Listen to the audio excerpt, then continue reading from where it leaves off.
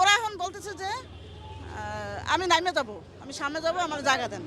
ছেলে বলতেছে না, তোরা নামতে পারবি না, তোরা পিছনে যা।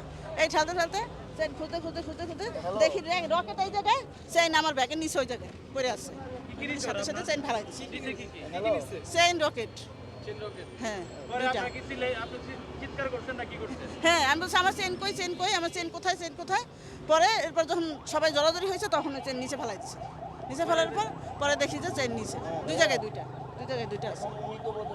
999 আমাদের ফোন দেয়, 999 ফোন দিয়ে বলতে সাভার পরিবহনে একজন মহিলার কাছ থেকে কয়েকজন মহিলা একটা গলার চেন ছিনতাই করছে। এই সংবাদে আইসা আমরা দেখতে পাই যে গাড়ির যে যাত্রী আছে, যাত্রীরা সহ আরও অন্যান্য লোকরা এবং যার কাছ থেকে এই স্বর্ণটা নিছে সে সহ কয়েকজন লোকরা, মহিলা লোকরা আটক করে রাখছে। আমরা